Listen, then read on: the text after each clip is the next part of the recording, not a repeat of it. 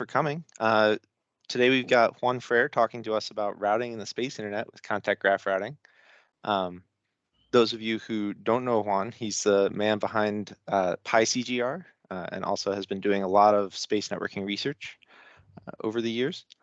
So I'm going to let him take it away. All right.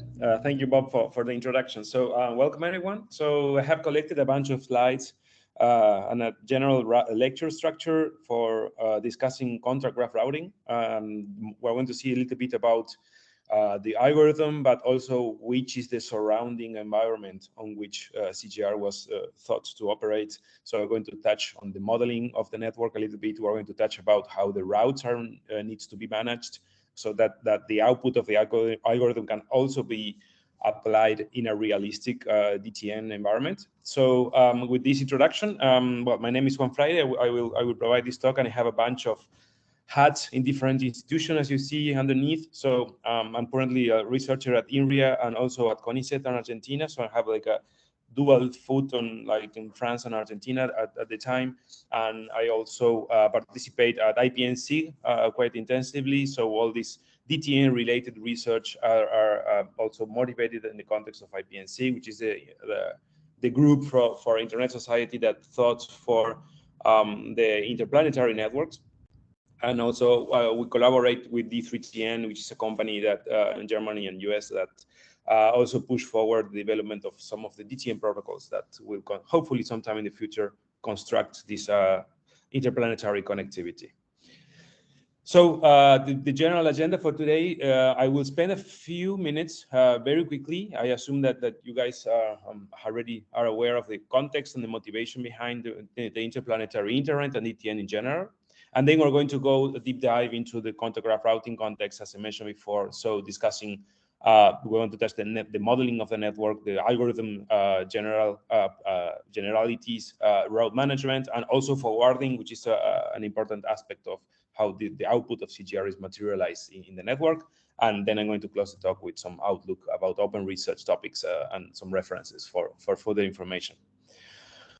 So, so regarding the motivation, so you know that when we think about interplanetary networking, we are, as we see here in the center of the slide, we talk about very long propagation delays. So from Earth to Mars, we are on average around 12.5 minutes of one-way light time latency.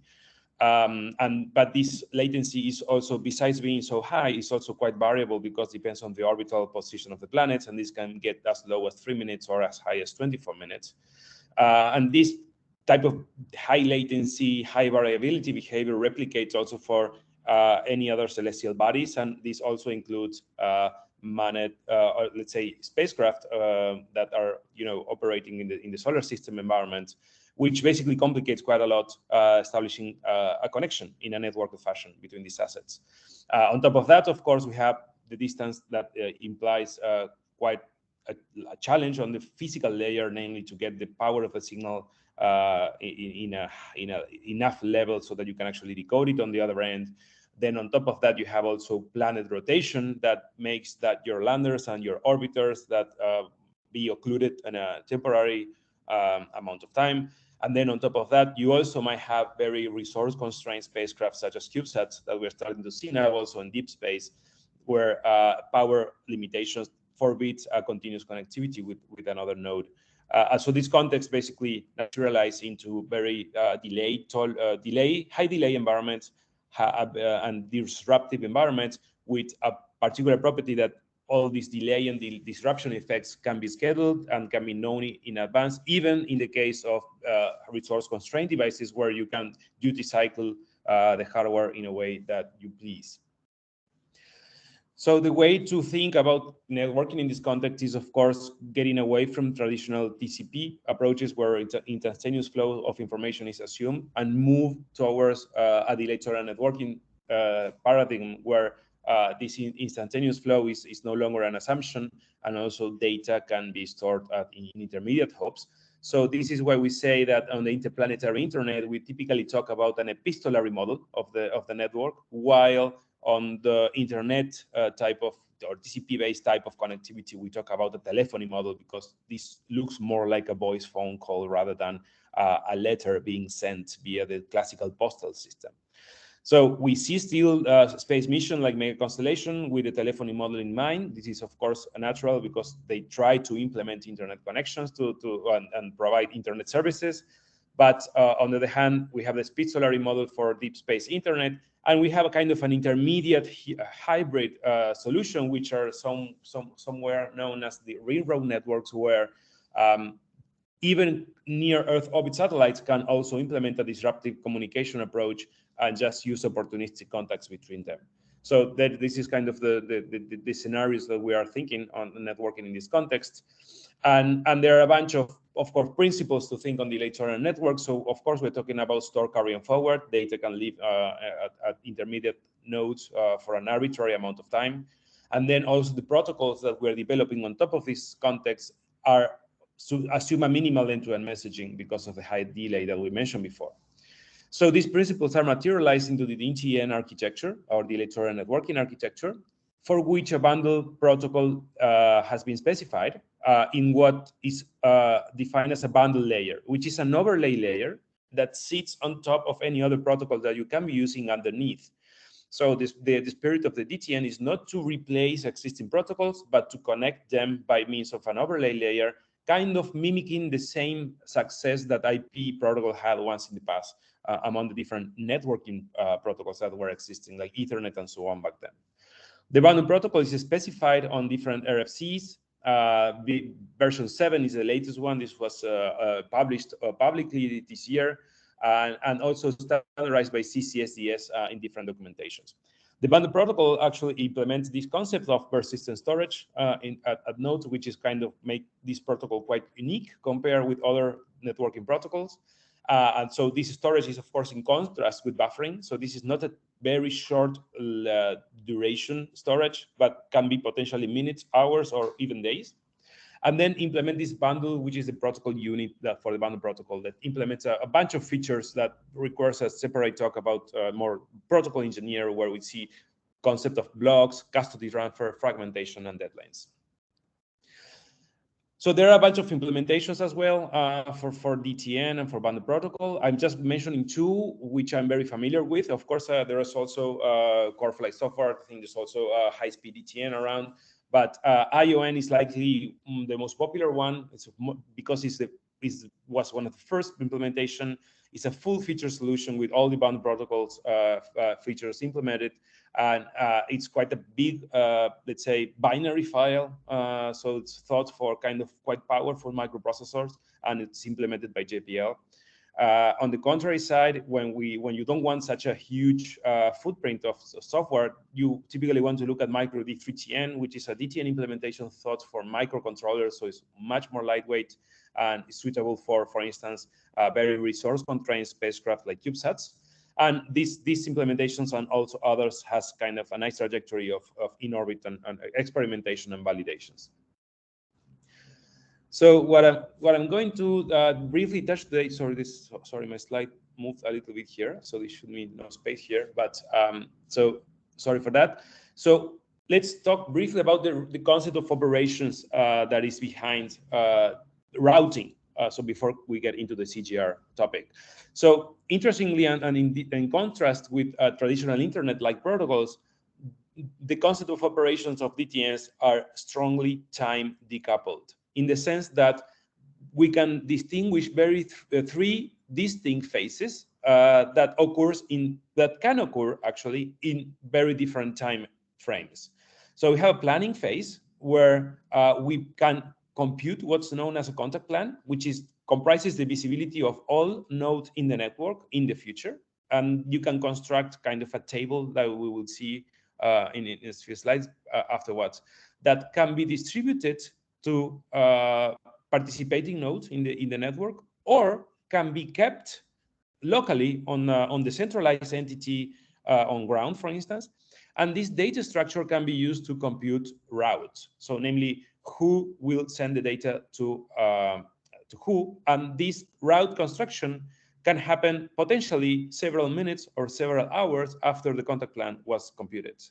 So this happens on the routing phase, where also some kind of route management needs to be taken care of, because you will likely be computing multiple routes, and this needs to be organized in tables and then decided upon to which one of those routes are going to be used in a given moment. And this decision is typically part of the forwarding phase, which is, as I mentioned before, selecting the right path that you want to use and executing the queuing of that bundle so that it can be transferred to the next hub. And these three phases are, as I mentioned before, can occur in very different phases. And we are going to briefly touch today about the routing phase, where we're going to discuss how CGR computes path. We're going to discuss how these route tables are organized. And then we're also going to discuss how these routes are selected so that you can execute forwarding at the end. There are a few other reference papers I'm happy to share if needed regarding the planning phase, but this is typically more of a topic that has to do with operational research. It's an optimization phase more in most cases, because also these contact plans sometimes also involve some resource modeling and some exploration of possible solution that fits a given resource modeling. So namely, as I mentioned before, if you consider like constrained batteries in some devices, you want to allow them to connect in a given period of time or in another period of time, but not on both. And this kind of derives into what are like more heuristics to a search solution space that you can find the optimal contact plan for you. And then on top of that topology, you can execute routing. So namely, planning looks more like a topology design problem than a routing problem per se. But of course, they are strong, very related with routing anyways. But it is such a complex problem that typically you will see this separated into different aspects. And this is what we'll assume for the next of the talk. So now let's dive into what contact graph routing is. So as I mentioned before, we're going to start by looking at the network modeling assumptions that are underneath these routing algorithms. So first, very quick story about contact graph. So you will see that I think the first paper of CGR, this is according to Scott Burleigh, was published in 2008, and that this is where the contact graph term was introduced first. Since then, we have like almost every year some kind of updates about the CGR itself. And back then it started even without Dijkstra. Back then it was not even a Dijkstra adaptation. It was more a more general concept. Dijkstra adaptation came on 2011 with Eddie Rain and John Segui from JPL. Then there was it was not before 2012 that CGR was even considered for LEO satellite networks as well. So until this year, it was only analyzed in the context of interplanetary networks. Then there were some features about time estimation improvements and overbooking management that came afterwards. There was a survey quite popular about CGR published in IEEE Communication Magazine. I think it was Scott Burleigh, Marius Feldman, Eddie Rain, and so on, that published this paper that is quite interesting because it discusses more like a kind of an engineering view of CGR, not really a computer sciences view. But still quite a nice paper to take a look at. Then there were some opportunistic contact extensions. So, CGR is based on, as we mentioned before, kind of in a scheduled assumption of the topology. But then what happens with contacts that are not scheduled? How do you cope with them? There were some extensions for CGR to deal with this type of contacts. Then were some regional and approaches to contact plan designing, where you basically design localized contacts contact plans instead of a global contact plan to allow for scalability.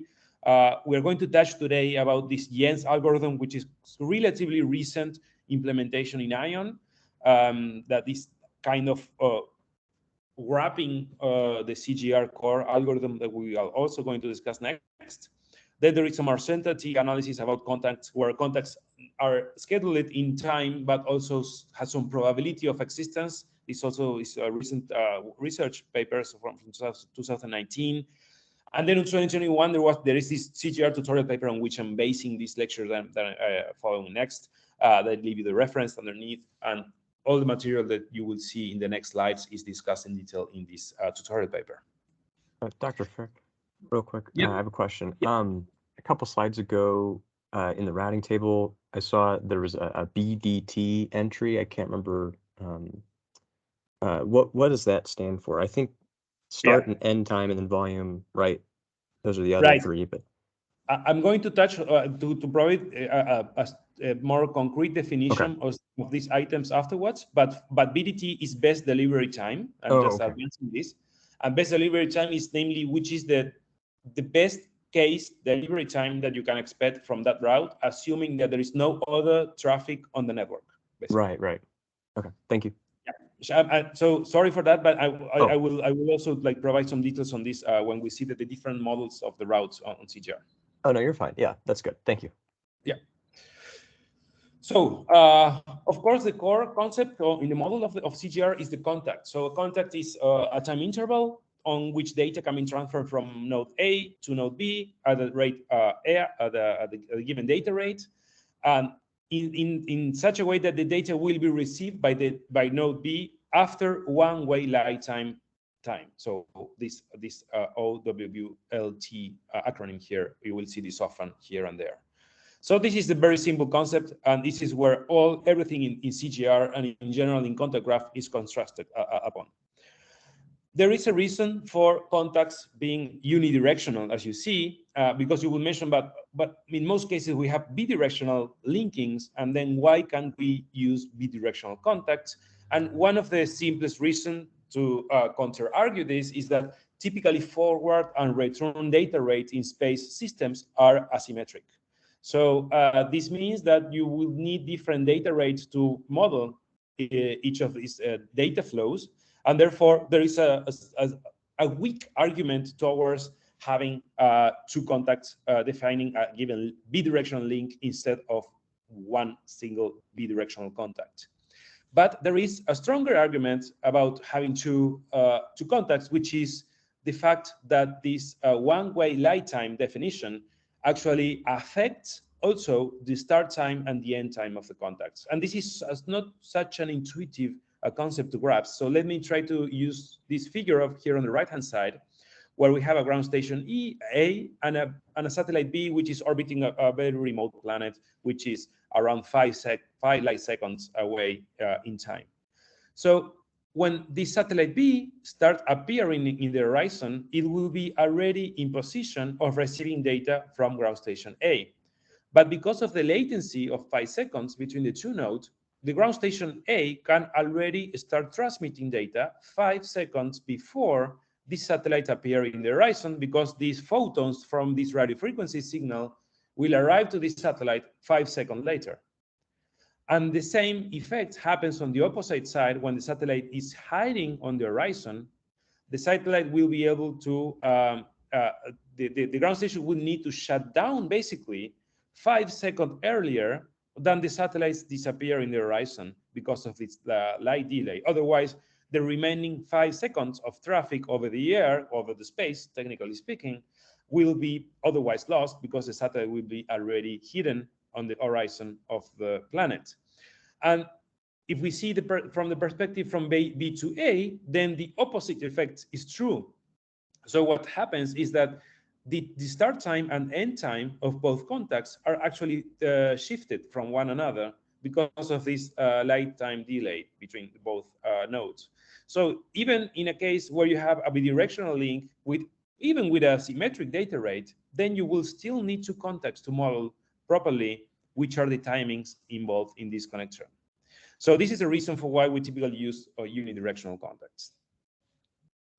For each of these contacts, then of course I mentioned before that you can also have a data rate associated to that, and in most cases this data rate is a scalar, as a single variable, and not a time evolving variable that could model, for instance, what is a variable data rate during this time connectivity time. So there is a bunch of strategies here that you can use if you want to model something more, let's say, specific. So you can either get the average data rate during that contact in case you have a variable data rate for real, this is typically the case for ground to satellite communications, where satellites appear in the horizon with a very bad quality channel. And then as you get to the zenithal point, you get a better channel, and then you can transfer, let's say, a better data rate, and so on.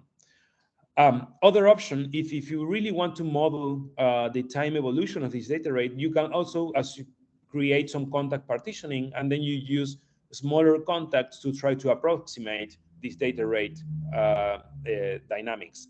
Of course, in this case, this looks much more closer to what is called as a dynamic modulation encoding schemes, where, for instance, Wi-Fi, that you have like this type of steps data rate profiles because of different modulations, that you're switching modulations, or you're switching coding schemes, and therefore you get like this kind of stair shape over here. You can, in principle, predict when that modulation will change in the future, and you can think on a specific contact to be used and to represent that period of time.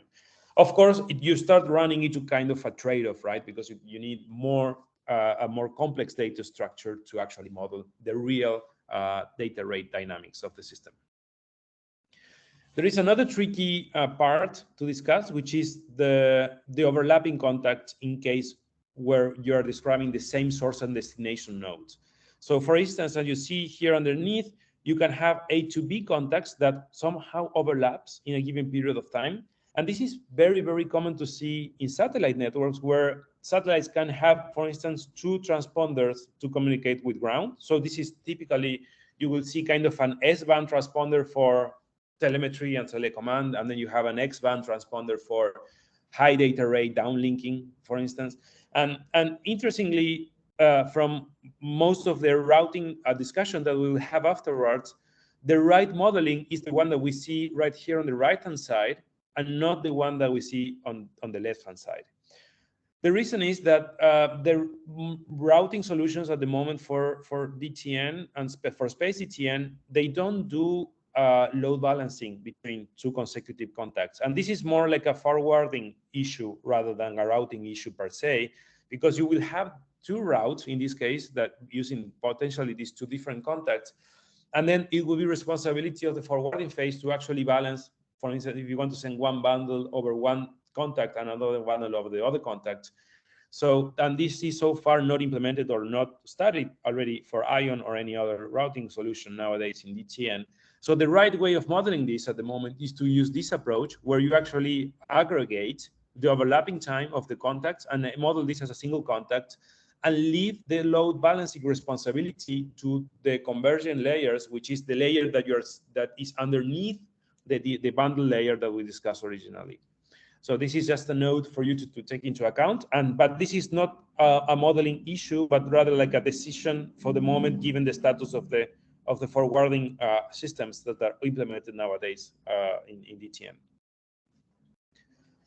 So naturally, once we have the contacts, then the next step is to aggregate these contacts into what are called contact plans. So, and contact plans are namely just a table of contacts that list which is the source, the destination, the start time, the end time, the data rate, and the latency that this contact has for a given number of nodes. So you will see that a static network, if you see like a static graph, for the network, then can have this dynamic table that describes the behavior of the system. So, but you typically want to have some better representations to understand the dynamics of the contact plan. So timeline views are typically used to describe these dynamics. So you will see there is a row of a row for each pair of nodes participating in the contact plan, and then you have some kind of box representing connectivity option between A and B in this case, and then you have sporadic connectivity options between among shorter contacts on this system. This timeline view is just generated from the previous table that we saw before.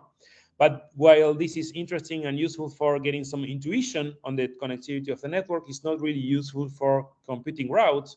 So because you typically need kind of a graph structure to compute routes on top of. So for this, you will typically see this kind of time evolving graph, where it's kind of a finite state machine of the system, where for each period of time on which the connectivity remains relatively stable, you have one graph defining the connectivity for that time episode.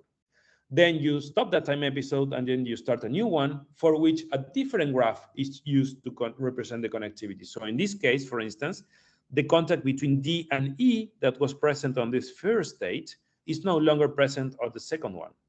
And similarly, there is also, I think there is another contact which is new, which is the one from A to E, that was also not present in this state. So we have two contacts that change, and this creates kind of a different graph to represent the connectivity in the second episode.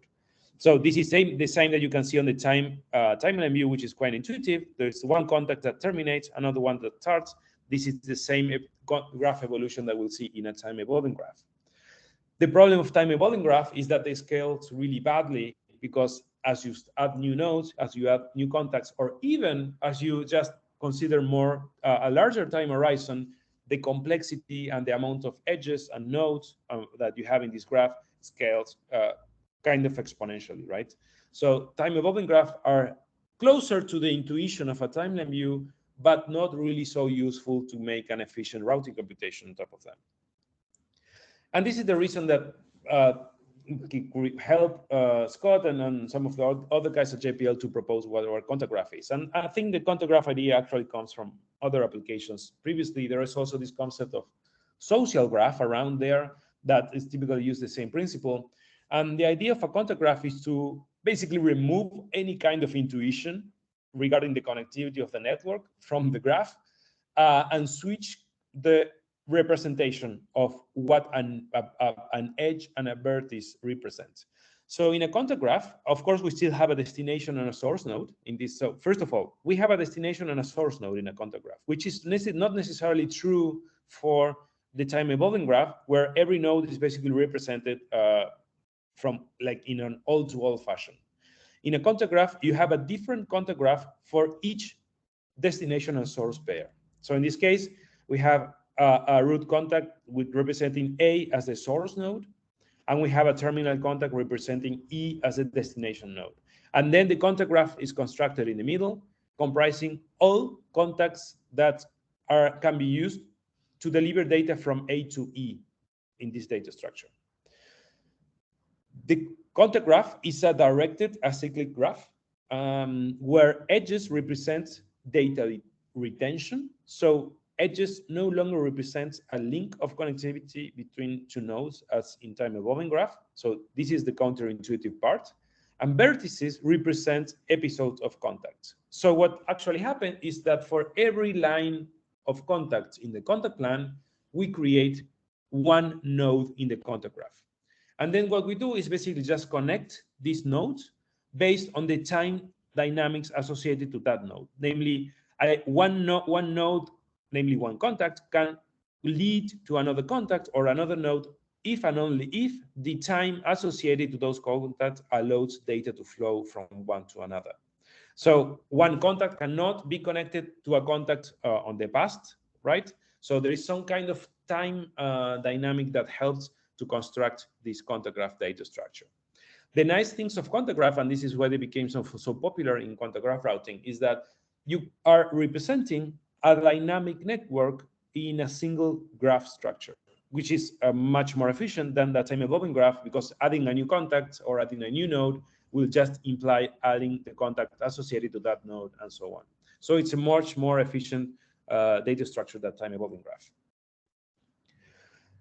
And using contact graph, then it's also quite easy to represent routes because the thing is that routes in DTN now have like a time aspect as well. So instead of becoming a consecutive list of nodes, a route is actually a consecutive list of contacts. It's a much better way of actually representing routes in DTN. So in this case, we have the red route over here, which is route 1. I will have here on the left-hand side, which uses 3 contacts. So we're seeing A to C, C to D, and D to E with these timings over here. And then we also have another route here, which is this blue route. We use 3 contacts, 2 of which are the same than the red route, but the last contact is a different one. So then we see that the red route has a best delivery time of 3 because it's the earliest that a given bit of data emerging from A can arrive to E, and it's 3 because we are talking of contacts which have one-way light time of latency. So if you do 3 hops over 3 contacts, then you have 3 seconds or 3 time units. Actually, at the moment, we're not defining this time unit in this so far. So you have 3 time units of latency to arrive from A to E if you use this path. So if you see at route 3, then you have we have a storage episode at node D, so at this one over here, because these contacts start at 0 and end at time 30, and the next hop starts at time 30 and ends at time 40. So if data flow in this over this route over here, this data will need to be stored in this contact and will only be able to be forwarded to the final destination at time 30. On top of that, you have 1 second of delay, so then the best delivery time for that route is 31. So this is a little bit how routes can be, overlaid on contact graph, and then you can understand which are the possible routes that you can construct from source to the destination. There is one tricky part of discussing routes on. Sorry, yes, I have a question. Of course. Quick question on the previous graph. So what the numbers on the nodes represent? Right. So good point. So the number of nodes are actually the identifiers that I use on the contact table. So let me just jump up over here. So there is a number over here that identify that contact. That can be kind of a contact ID, basically. Okay, so and you will see that these contacts are somehow materialized here, this identification. Okay. So if you then, when I share the slides with you, you can jump back and forth and just check that these contacts are in fact the ones that are represented in that table. Okay, yeah, it was confusing because it wasn't sorted, so different. Exactly, good point. Yeah, thank you for the question. Sure. And is the even number that's not shown here in the reverse direction then? Exactly, correct. Exactly. So this is what I mentioned before. So the contact graph will only include the contacts that are meaningful to get data to the destination. So in most cases, you will not use all contacts in the contact plan, but just the ones that are useful for getting data to the destination. Correct. And how do you know that like a reverse, like a C to B, for example, doesn't help you get to E? This is a good question. So the way that this happens on a practical implementation, I will discuss this next when in the algorithm part. The fact is that there is no pre-construction of a contact graph. So you don't really need to explore the contact plan and construct and get this graph in a classical graph data structure, but you can construct this graph on the fly while you run Dijkstra. I will explain how this happened, because it's basically as you start exploring the Dijkstra frontier, then you will immediately check that the contact goes on the direction, and you will not consider that. So I will jump into this in a few slides afterwards. Okay, thank you. Yeah. So so far I'm not discussing how this contact graph is constructed. I'm just like trying to define it. So how it looks like. So regarding data volume, so we have for each route we basically want to convey data, and of course we using this best delivery time computation that we did before, that was 3 seconds for the first route. Then we also want to understand how much data we can actually convey through that route, and it's not straightforward to say that if the route lasts 10 seconds, like in this case, then you get a 10-second equivalent time of data throughput. But because of the latency on the one-way light time delay, this is less because of that, right? So namely, the last transmission time that you can use from A to get to E is actually less than 10 seconds. In this case, it is 8 seconds. And therefore, you can get data to the destination here at the time 11 in this case. So this means that actually from the real if you see just the timings involved in this route, you will see that in principle you could imagine that 10 seconds of data volume can be delivered, but in fact at least 8 seconds of data volume can be used effectively in this route. And this strange behavior over here means is because of the definition of the contact that we gave before. So the contact duration is the duration implies that when D can transmit data so that E can receive them. So at time 10, D can still transmit data and E can still receive this data at second 11. This is how we defined the contact originally, and this is why you see this weird behavior over here, but this has to do with the definition of the contact provided before. So this is kind of an estimation of how much data we can actually transfer on one of the routes that we have computed from a contact graph. So now let's jump a little bit more into how this materialize into practical computation. So as I mentioned before, we are, at the moment, CGR is based on an adaptation of Dijkstra. And out of Dijkstra, we get a single route path from a given source to a destination, given a contact plan CP. And this is how this Dijkstra adaptation looks like. In principle, it's quite similar to any kind of Dijkstra implementation, but there is some specific things that happens, specifically in the contact review procedure and in the contact selection procedure over here. So we'll just quickly going line by line. So we start with the route from source to the destination.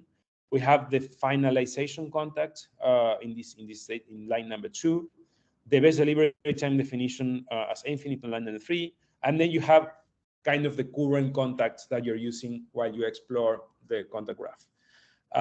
In the first case, the current contact is a root contact. So remember, I use this AA, this root contact from node A, and you have also a destination contact, which is EE at the other end. So just to clarify this further, this is the root contact, and this is the terminal contact that where you want to arrive to. So I didn't mention clearly, but the root contact and the terminal contact are artificial contacts which are not present in the contact plan. So, and then basically there is a while where there is two phases. There is a contact review procedure where you kind of explore the frontier around the root contact or the current contact, sorry.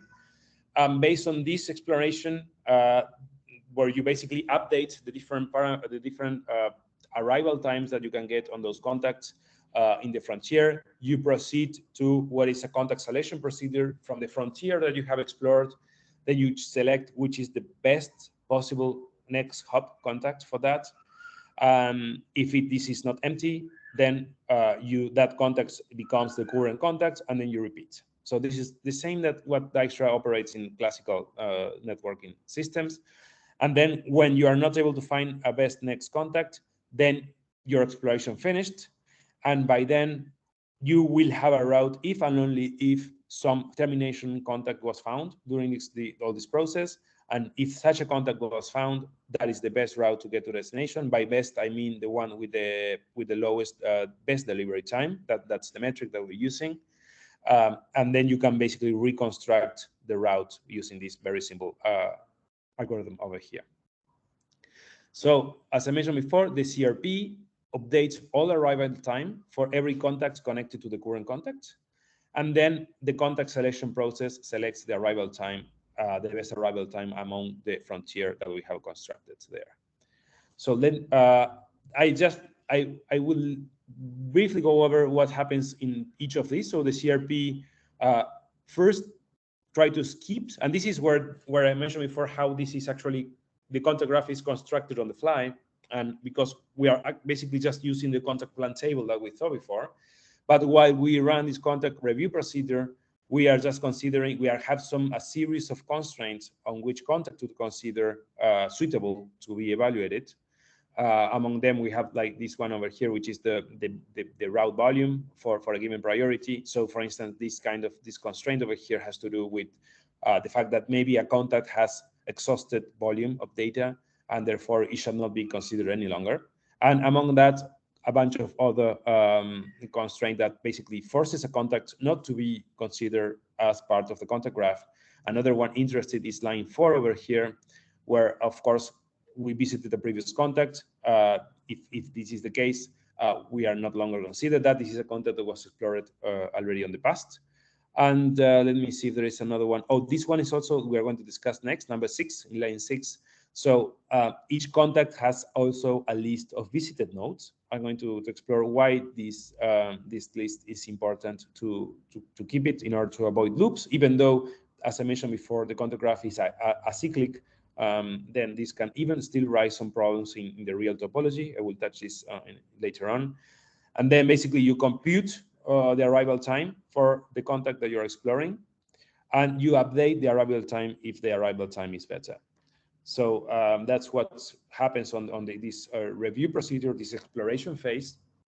And then on the selection phase, we basically choose from all the explored contacts, which happened on the previous steps, but also contacts that could have been marked in previous exploration. You choose the one that you want to use as next contact to use as the current contact. So this is in a graphical way to visualize what happens. So as I mentioned before, you start in the root contact, then you kind of identify a frontier and you update the arrival time for each of these contacts.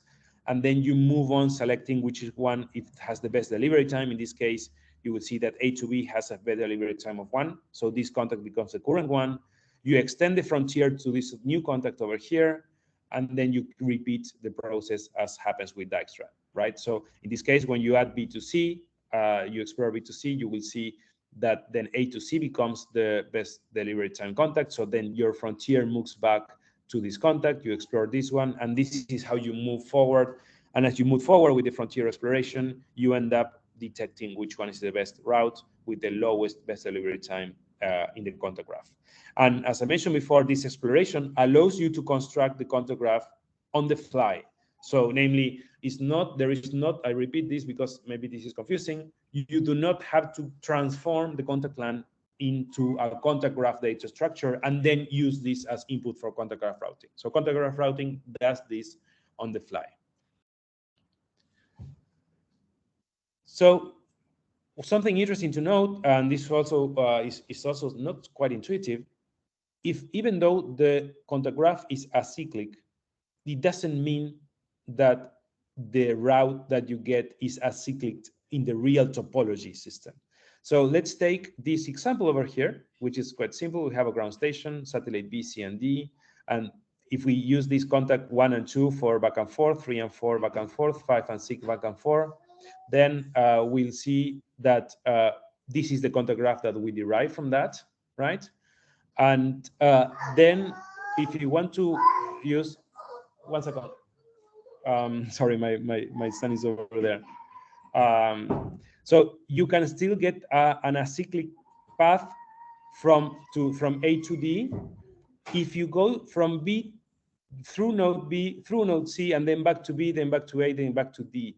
This is an exploration that that the contact graph can use if you don't implement this list of visited nodes that I mentioned before.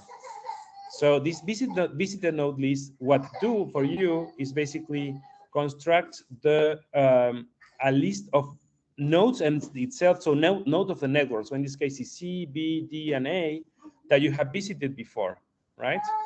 And then while you explore this contact, it will forbid you to go back and explore this, namely if you're on node B to C, it will not allow you to go back to visited nodes before. So this path will remove from the exploration phase.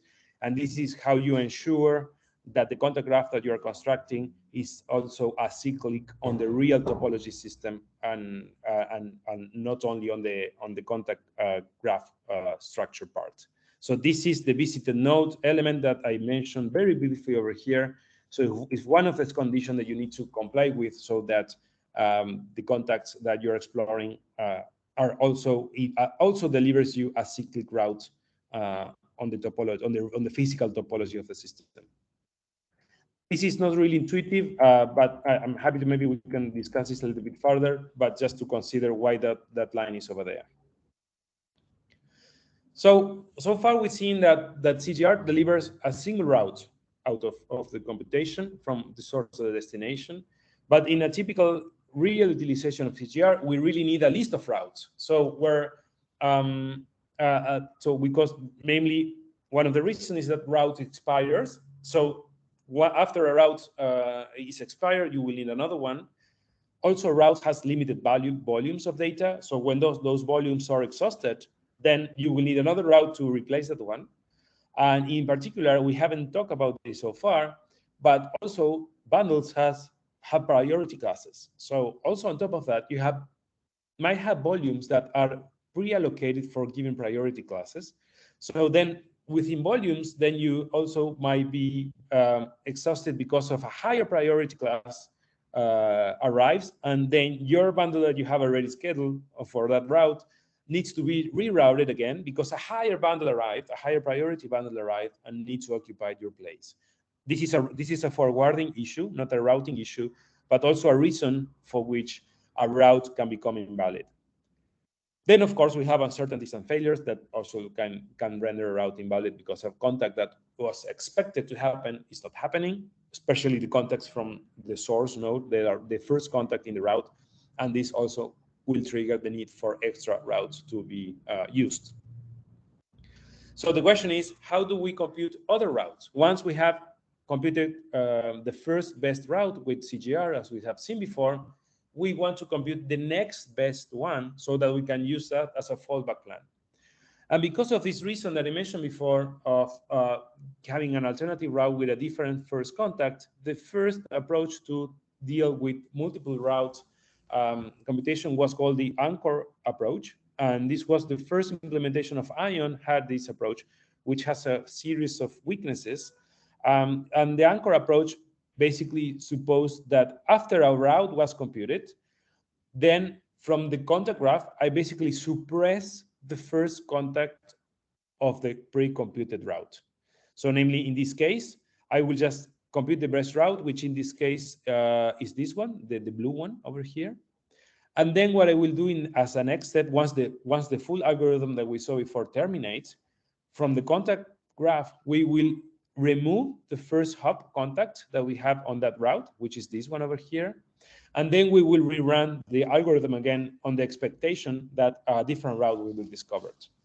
While in many practical cases this worked nicely, there are many examples where this renders let's say a weakness on the computation of the best route that can be used in a given moment. So, and this first example is a very concrete case where appears when very long contacts, initial contacts, in this case A to B, actually can spur many alternative routes for the destination.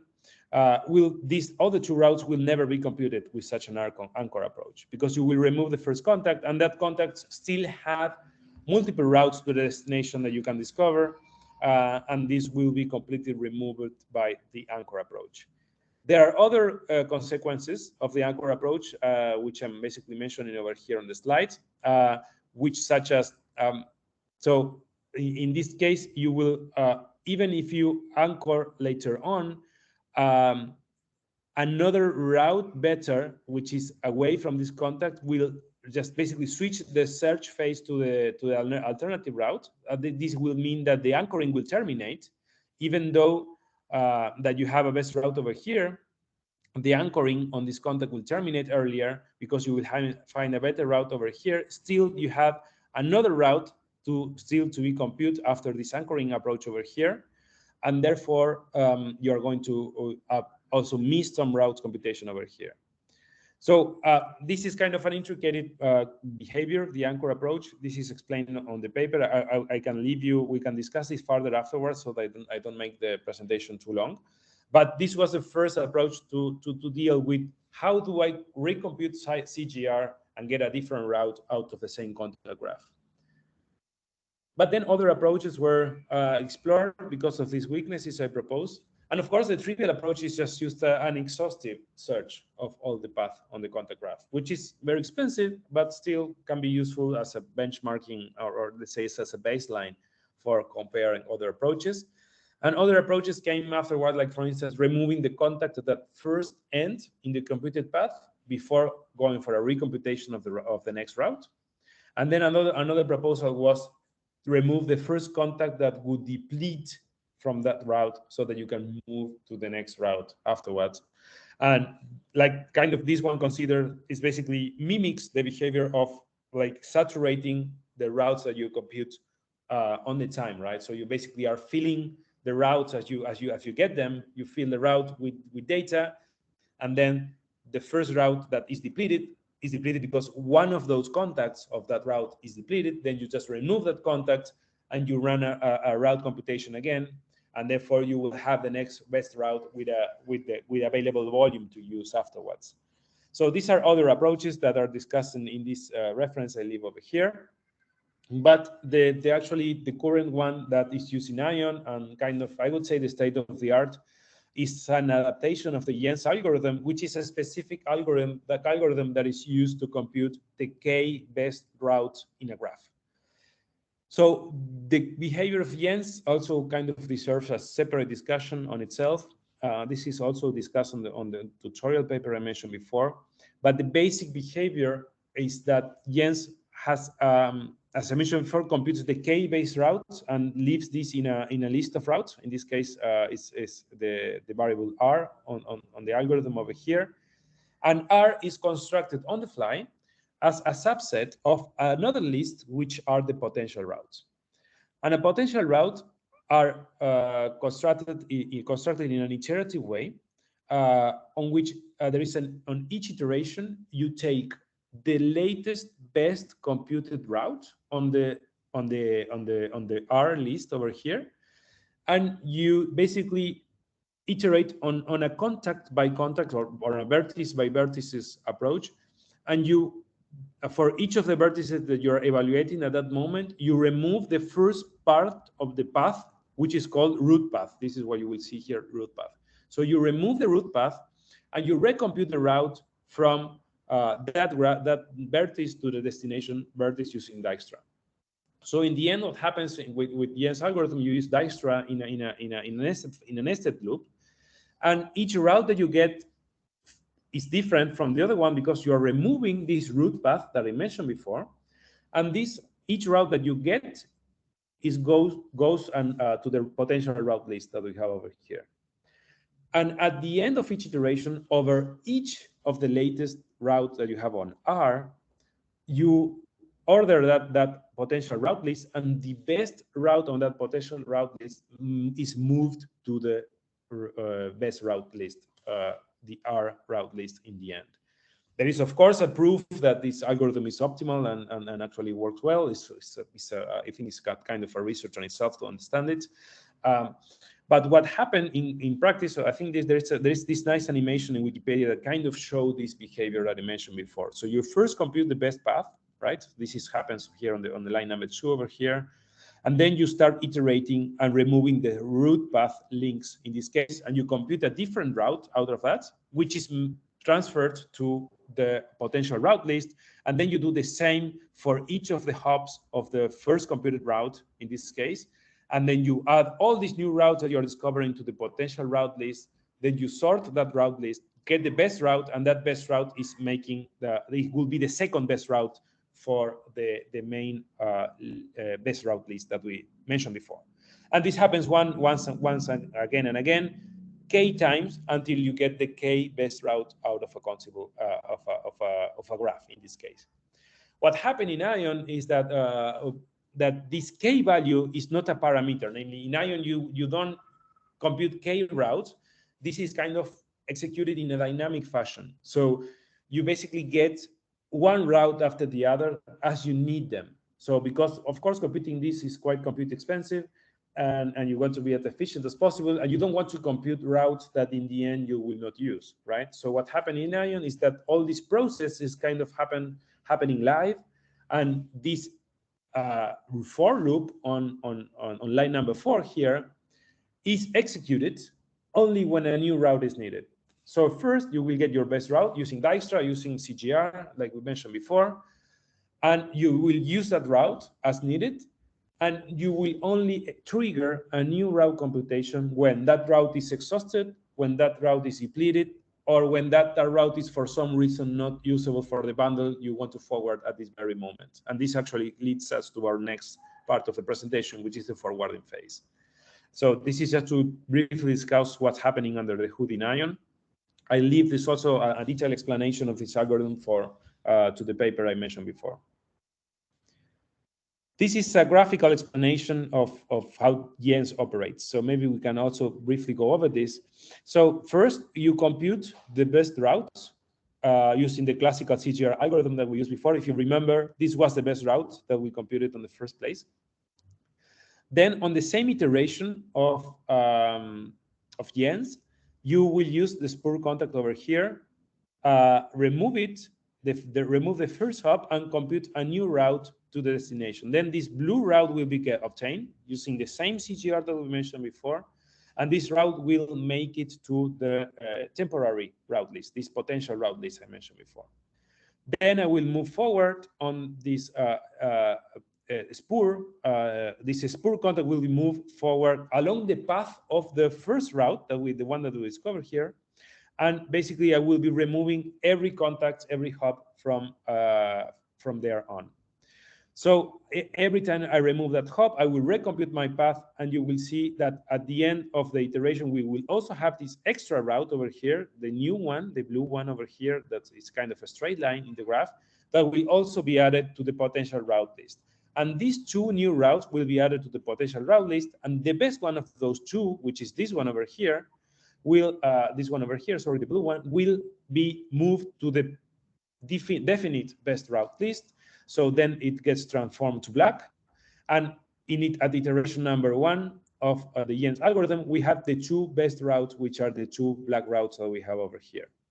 And then this process repeats again and again. So you will be discovering new routes. And then at the end of the Jens execution, you will see that all these black routes are considered the best routes of the graph. And by the way, these are not all the routes that an exhaustive search will get to you. So this is a subset of all the routes, but because they're only considering routes which are the best routes, the k-based route that you can get out of this graph. So what happens is that then we have for this example that we have over here, we have all these possible routes to be computed. And in this case, Jens uses all the routes that are discovered by, for instance, a breadth first search. So namely, an exhaustive search in this case renders the same result that Jens. The advantage of Jens is that you get this like sorted out in a k way, so you can basically iterate and get the k-based route as you move forward, as I mentioned before. So you limit the exhaustive exploration that you get with an exhaustive search like breadth first or depth first approach. And as you see, the anchor approach will only discover these two routes over here. It will overlook these other routes that we have here, and also the first ended and the first depleted approach I mentioned before are also heuristics that overlooks many of the routes that you can discover from this very same contact graph that we presented before. So now the next phase of the presentation is that fantastic. So I was able to construct a route of a list of routes with the best possible route to the destination. Now the question is, when I have a bundle to forward in forwarding time, what should I do? And this is tricky because the route list that we have constructed before needs to be filtered out so that the bundle constraints can be met. And also, this needs to happen in forwarding time because also the queuing status of the buffering at the local node can be considered not previously than the current forwarding time. And what I'm trying to say is that you can pre-compute all this route list using Jens and CGR way before than data is generated or data arrives to the destination. So you can have this route table pre-computed, to say it somehow. But you will not be able to use any kind of queuing information because, as we mentioned earlier in the talk, these are time decoupled phases. So the queuing status will only be observable at the forwarding time where data is really there to be sent. Also, at the same time, some other parameters of the bundle will be made available for making the forwarding decision, namely the size of the bundles in bytes, the deadline of that bundle. As I mentioned before, that bundle have deadlines, the time by which, after which the utility of the bundle is no longer acceptable. So if you can deliver the bundle before that deadline, then do it. Otherwise, just remove it from the system because it's no longer useful. This is for those interested. This is the way of dealing with congestion in DTN, right? So if a bundle is not good anymore and it will not make it in a reasonable time, then it's better to remove it from the system than to keep it stored forever in a memory around there. And then, of course, another parameter of the bundle is the priority class that you have, because as I mentioned before, it might change the forwarding decision for that bundle. And in order to decide which is the best path in a route list that we have at hand, then there are a bunch of concepts that needs to be understood before deciding which one is best. So one of them is the best delivery time, or BDT. We mentioned this before. The BDT, we have an example here, a toy example that helps to explain what this means.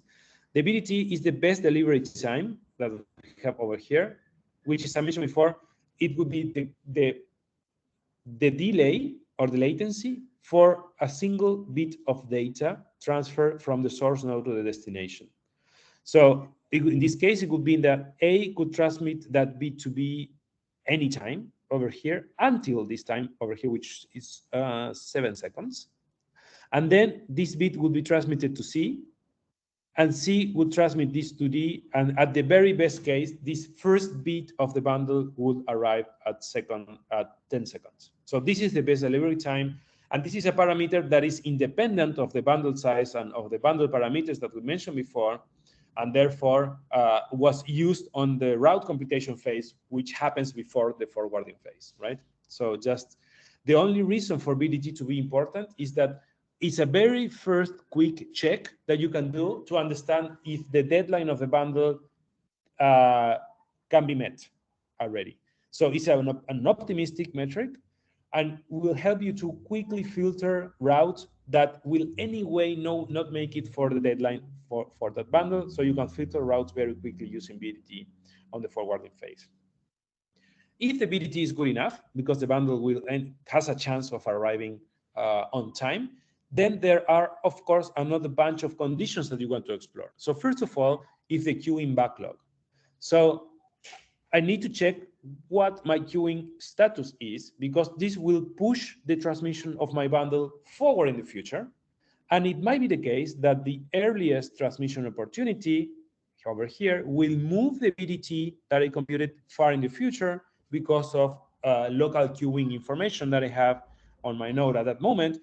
And that I will need to check then once again, considering that, whether if my deadline is still good enough for that route that I have at hand, right? So this is why ETO also needs to be checked afterwards. So you will see that step by step, we are making more precise computations on when this bundle should arrive to a destination according to the local information I have at the moment. So then if ETO is enough, then, well, this bundle might still good enough already to be forward with this route. So then what I need to compute is the projected arrival time, which is this one over here, that now considers the transmission time of the bundle, considering the size of the bundle and considering the processing time that such a bundle we have on every intermediate node. So this is represented by this blue area over here, which is the transmission time of the bundle. And this is important because bundles by definitions are not like an Ethernet packet that have maybe, I don't know, 1K or a jumbo frame of some K bytes of data, but potentially a bundle can be of gigabytes of data. There is no definition really on the length of bundle because it, as the name suggests, it's a bundle of data, right? So it's not a packet. So this time, transmission time, is quite important to account for. And this also will further push in the future the arrival time of that bundle, and therefore might invalidate a given route because of the arrival condition time after considering the bundle size and the processing time and each of the intermediate nodes. Finally, if projected arrival time is also good enough, so that's the one in this case we have over here, then there is another aspect to be evaluated, which is the effective volume limit of the route, which is how much volume I have left on the route that I am evaluating at the moment. Is that volume enough to accommodate the bundle size that I have at hand? If so, then this candidate route shall be selected for as a candidate route for forwarding the bundle I have at hand. And this evaluation needs to happen for each route in the list until I find, of course, you will basically do this since the route list is sorted on the best delivery time, then you will, like, if you find the first route that you find that complies with the constraint that you have at hand, then that shall be the route that you find.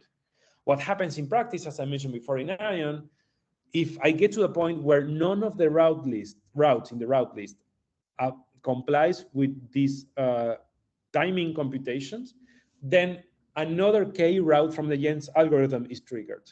And then that route is added to the route list and then evaluated again with these principles that I'm presenting here on the forwarding phase. This is with a little bit more of a specifics what happens in each of these evaluations I mentioned before. I don't want to bore you with these details. I can come back if we want to discuss some of this specific. But again, step by step, as I mentioned before, we validate that the route that we are testing is good for the deadline of the bundle, is good for the size of the bundle, and that we have effective volume available to convey such a bundle over the route that we're evaluating at this moment. So then basically the best, as I mentioned before, then the best route that we can select on the forwarding phase is that one with the smallest volume of projected arrival time, smallest value, sorry, of projected arrival time. So namely the route that will get the bundle faster to the destination. If I happen to have 2 or more routes with the same projected arrival time, then a next category to further define the criteria is to choose that one with the least number of hops. And then there are basically 2 trivial criteria in case we still have a tie among the routes there, which is the latest termination time first, and then the smaller fish-hop node ID number, just to have some homogeneous behavior in case multiple routes can satisfy the forwarding criteria in the same way.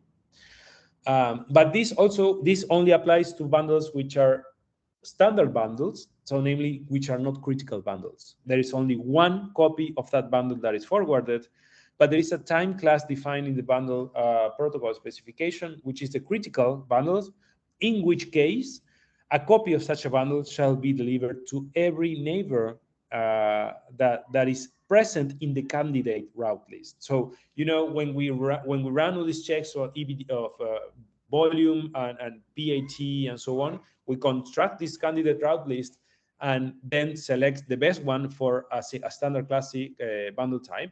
But in case of a critical bundle type, we select all of them. So every next hop node will receive a copy of the bundle. And this is a typical kind of specific traffic class used for alarms and this type of traffic that flows in this type of networks. So this was in a very nutshell how CGR works. I wanted to cover the full spectrum of some of the modeling assumption, which is the routing algorithm that delivers us the first best route, which is the route management solution that constructs a list of routes, of potential good routes out of the contact graph, and then how do we decide forwarding based on this output. It is complicated. It is complicated. There are a lot of computation happenings, which is, in my opinion, opens one of the most challenging research aspects. We move forward with the outlooks, which is the scalability problem. Because of all this computation that happens on the route computation, but also on the forwarding phase, because the forwarding phase is quite complicated and it happens on a bundle by bundle basis, you will see these are real measurements of the computation time that CGR requires in an onboard computer of a CubeSat. So we are easily running, when we have contact plans of thousands of contacts, we are taking 40 seconds or 60 seconds of processing time in an onboard computer to actually forward data using CGR. So in many cases, this is unacceptable, and even though there is a huge effort in CGR to make this very accurate, we are paying off with quite a lot of processing power. Another open research topic is CGR, as far as we have seen so far, assumes uncertain and assumes that contacts are perfectly scheduled. And they assume no uncertainty nor opportunistic situation whatsoever, where, for instance, some contacts can basically last less than expected, or maybe the start time and end time are not really strict timing definitions, but can follow kind of a distribution or something like a probabilistic distribution. So there is no probabilism whatsoever inside CGR. And on top of that, I will discuss this next, the volume modeling that we have assumed so far is linear. So and it might be also inaccurate. Even all this effort of making CGR really accurate, there is an under the hood inaccuracy that might even make this volume computation useless even. So I will touch this in a very last slide before terminating my talk. So to deal with scalability, the first topic, the standard way is to divide the topology into regions. So in the end, what you end up having is that you can divide regions with some criteria. So in this case, you have a geo network, you have a CubeSat network, and then you have a ground network, and so on. And you split the contact graph into regions, and then you only route the CGR within a region.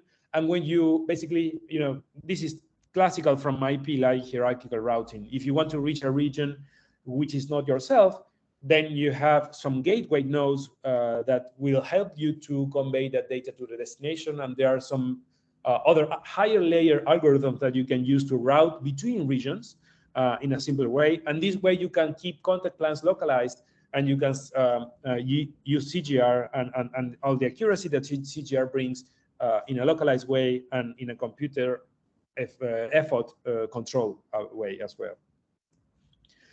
Then regarding the opportunistic and the certainty topic, there are some analysis and some research around that are already trying to bring probabilities into the contact model that we originally mentioned before. So when we define a contact, we never define a probability metric for such a contact. If you do so, you will end up in routing approaches that model the system with this type of probability trees, which will take different actions depending on where that probability leads you to. So in this case, for instance, we have, this is kind of a status of the network, where for each of the node at time 0, you have such a number of copies stored in that node. So in this case, S has a given packet, and S can, in this case, can transmit to C or can transmit to A. That will lead to B, sorry. So can transmit to B. So you can move in the state definition of the network from time 0 to time 1, and S can transfer the copy to C or can transfer the copy to B, but with a given probability of success. If such a probability fails, then you will have kind of, so this is what's called in this type of model checking structure, this is a Markov decision process structure. It's called non-determinism, because you can take this decision whether to transmit to C or whether to transmit to B. But if such an attempt fails, then you have a probability that you will end up in another state, in another different state. So in this case, for instance, you can add with the packet in A, or you can add with the packet on B, depending on the probability tree, where that probability will lead you to. And there is only a few branches of that tree that takes you to the desired end state. In this case, node D hosting a copy, the copy of the bundle in this case, which is D is the destination. And along that tree, you will need to traverse a series of probabilistic and non-determinism decisions that can be considered as metrics in CGR as well. And this is one of the research that actually deal with this before. So that you can, in a probabilistic contact plan, you can also try to take the routing decision that is not only optimal in terms of best delivery time, but is also optimal in the probability that you have in achieving the destination successfully. So this is a completely different research branch of CGR, but still adds further complexity to the complexity that we have already discussed. So so just take this as it's by far an open research topic, this, and bring in this last slide over here. And finally, I think hopefully this is my last slide. Sorry if I'm making this too long. Hopefully this is recorded and you can skip it. But the volume model we have been assuming so far is what we call a linear volume modeling. So this is the situation on the right-hand side that we are assuming so far, because we have just a single, if you remember, we talked about this maximum available volume and effective volume. I don't remember the L here, but it was the effective volume that you have available on the route. These are basically floating numbers that defines how much volume a given contact has available. So if you model this graphically with the timeline view that we mentioned before, this looks more like a, like a fuel tank model, where as long as you're consuming volume from that contact, then you're basically eliminating part of this contact that is on the beginning of the contacts, and then you assume that you have, I don't know, in this case, I have consumed 4 seconds of volume, and I still have available 7 seconds of contacts volume. But in fact, if I actually transmitted this data using this contact, the real thing is this one here on the left-hand side. The volume I consume of the contact is actually starting at time 4, and the contact C to D actually starts at time 4. And this means that in order to make a proper volume model of the consumption of the capacity of the contact, I will also need to keep track of when such a volume was consumed in terms of time, so that I need to actually eliminate this part of the contact and not the beginning part of the contact. That might still be useful for some other route anyway, right? So the volume model is so far inaccurate in CGR, as used nowadays in ION, but in most practical cases, this has very, very small impact. In most practical cases, this problem is, let's say, overlapped or basically overruled by a higher problem, which is we are not considering the volume occupation of other nodes in the network besides myself, which is so far what we have been assuming so far, right? So we are just considering my own volume, my own queue, and that is what I'm considering in forwarding time. I am not even considering how the traffic looks like in other nodes. So this is why congestion is such a huge problem in DTN, because if you want to consider the assignation, the traffic assignation in remote nodes, then you will need some kind of feedback mechanism that informs you about that. And in a delay tolerant networking, feedback is delay tolerant as well. And therefore, this information might arrive too late to you, and then congestion become a big mess, right? And this big mess basically hides from practical, let's say, use cases, this inaccurate volume model that we are assuming under the hood. This is one of the criteria that we discussed with Scott Burleigh so long.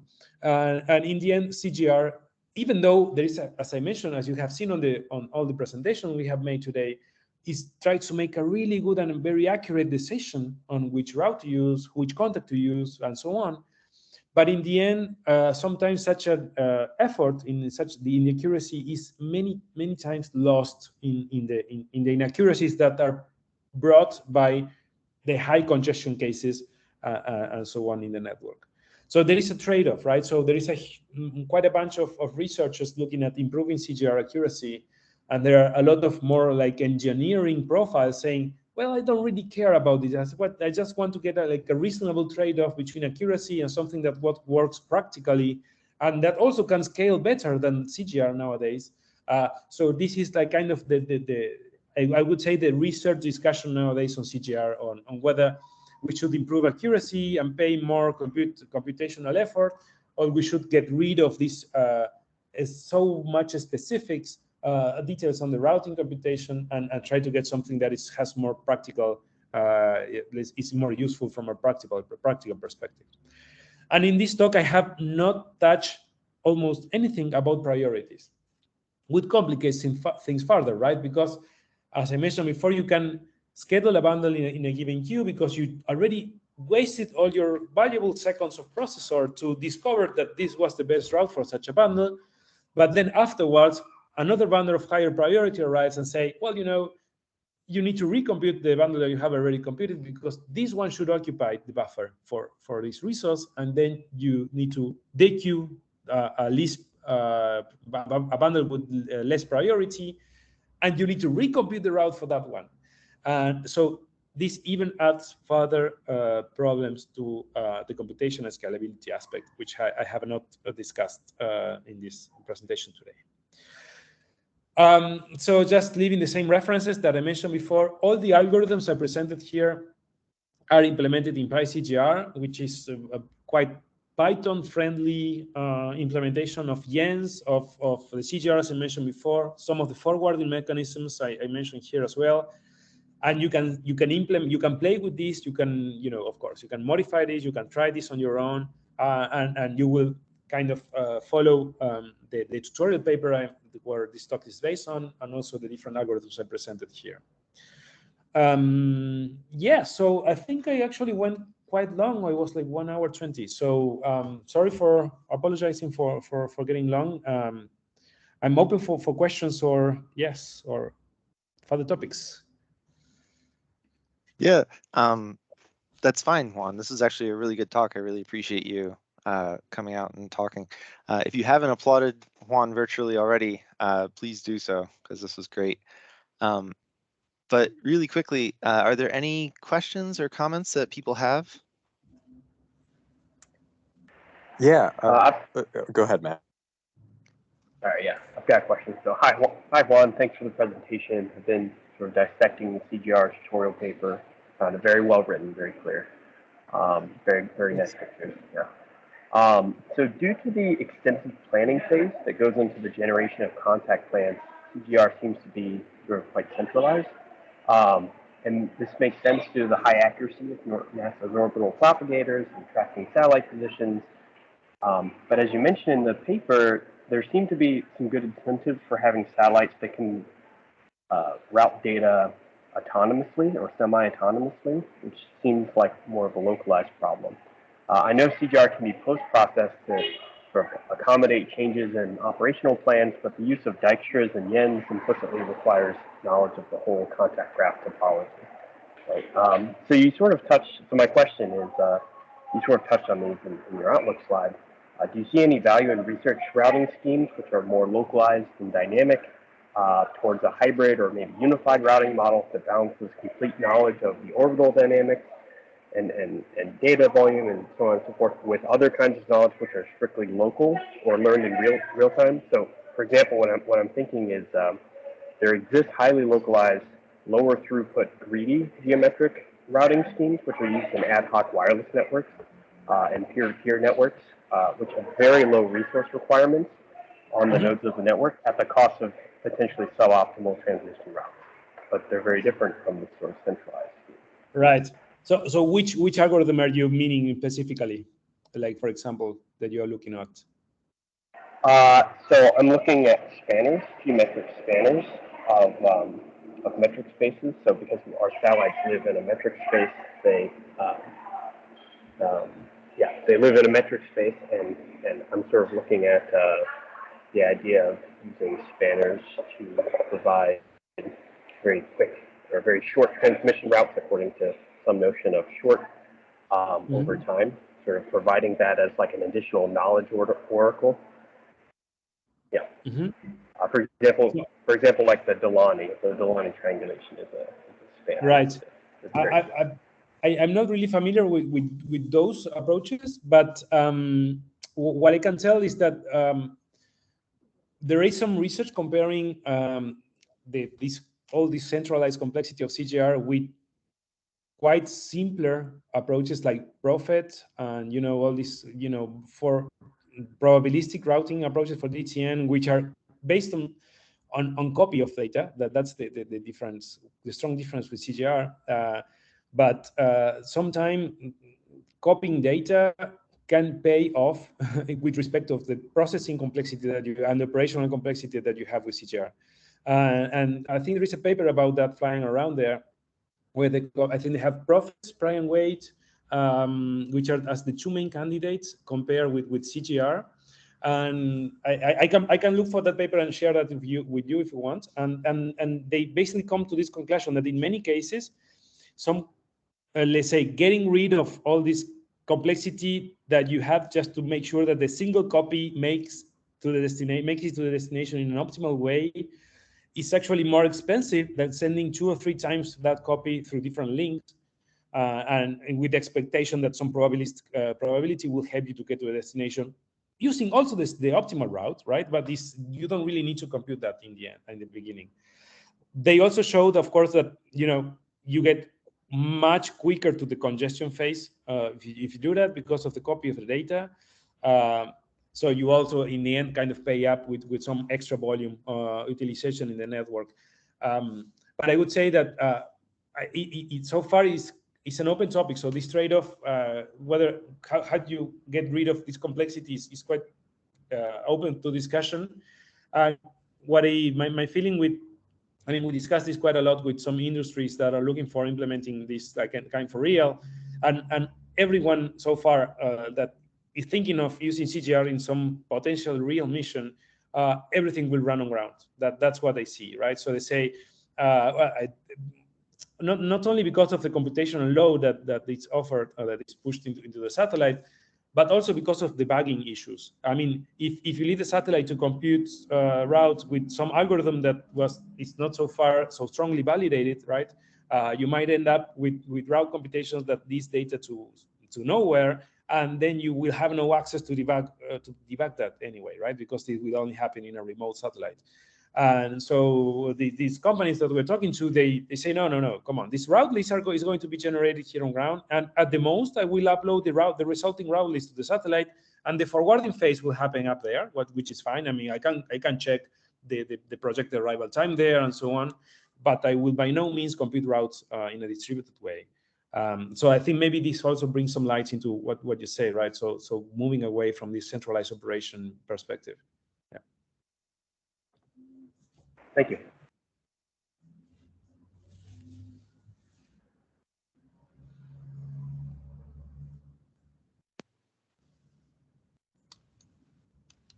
All right. I guess I can bring up a few things. Hi, Juan. Thanks for the talk. Thanks for setting aside some time to talk with us. Bob, maybe I'll check. What's our timeline here? Do we have a cutoff for end of meeting? I think so. The cutoff that I scheduled was 11:30. Juan, are you available a little later? Okay. Yeah, I can spend a few minutes. Yes. Okay. I have a list of questions I can go through, and I'm also happy to give an update on the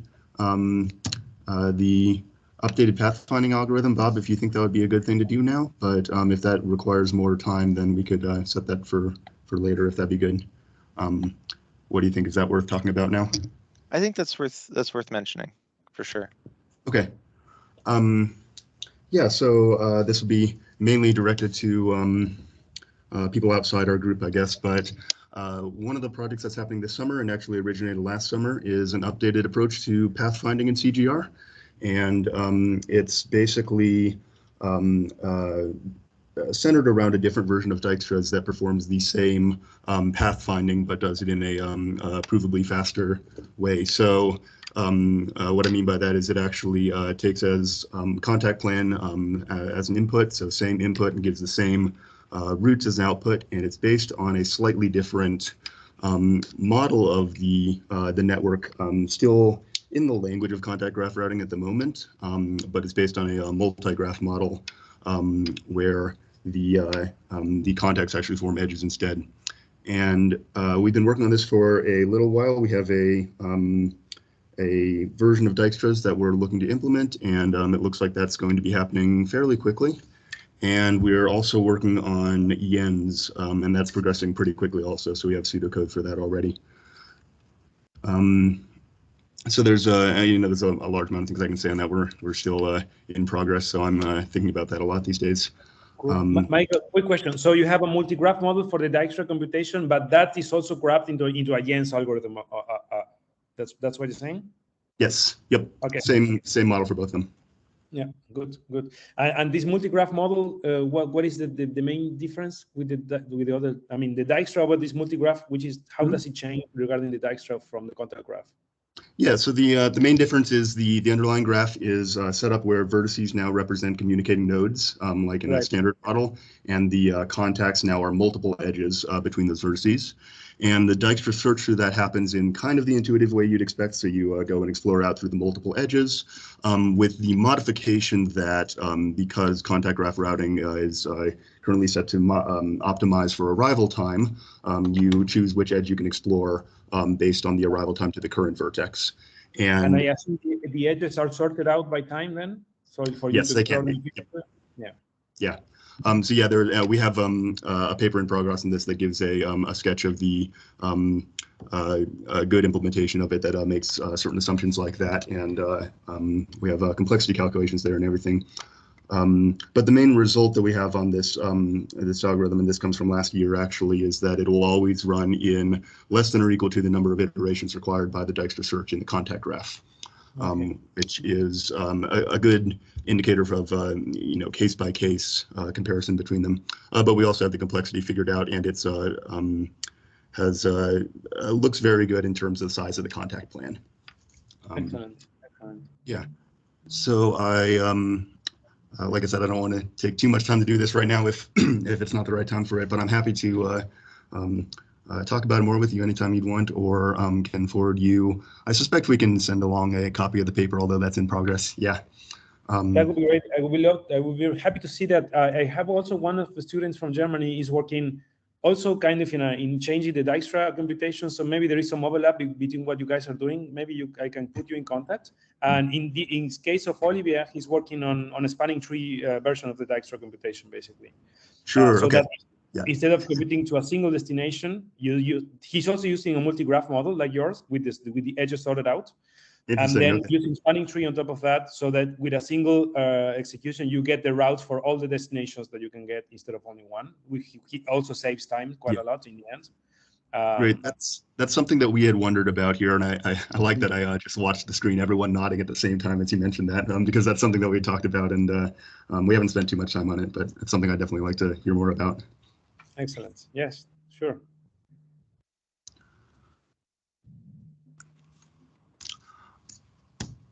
Other than that, I have a list of questions here I can ask. I don't want to dominate this, so if anyone else has anything else, they can jump in. But I have questions mainly on the parts of CGR outside of the routing, since we have a approach that we're taking for that. But really in the forwarding phase and certain decisions or assumptions that were made there that I'd like to ask you about and get opinions on.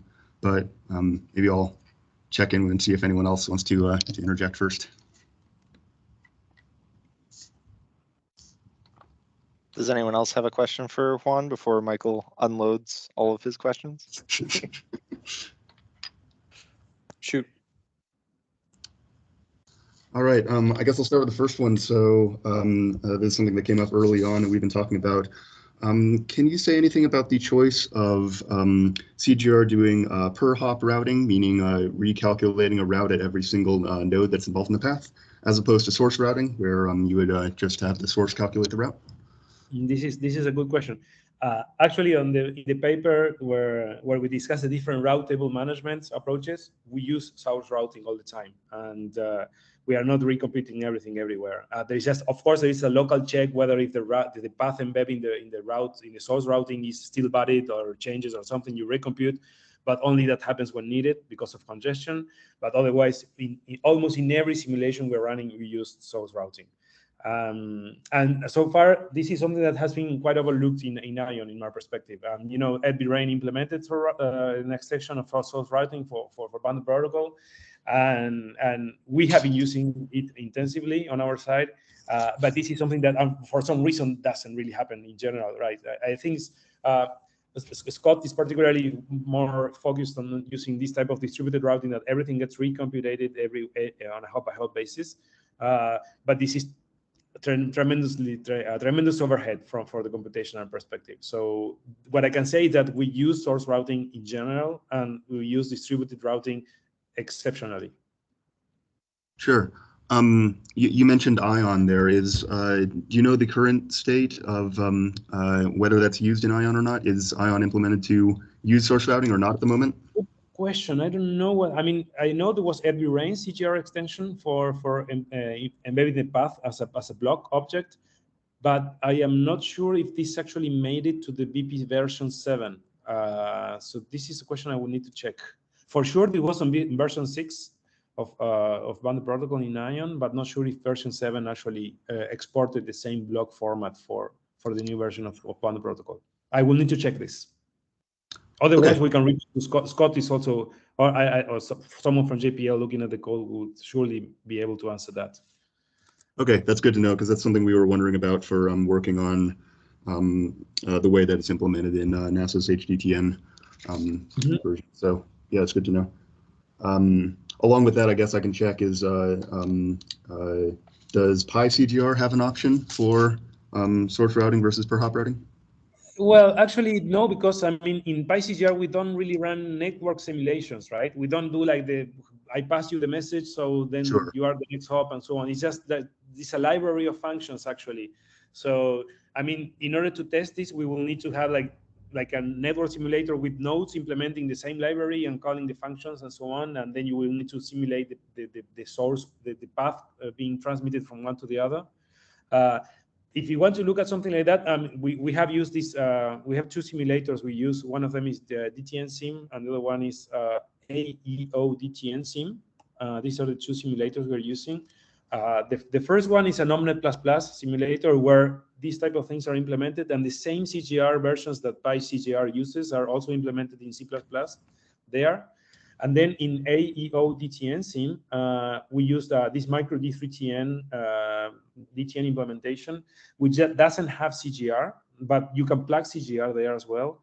And you can use the real bundle protocol version 7 with the formats that are allowed by the bundle protocol there. So these are options that you need to move to a simulation environment if you want to test this source routing topic. Yeah, Sure, actually, that makes sense.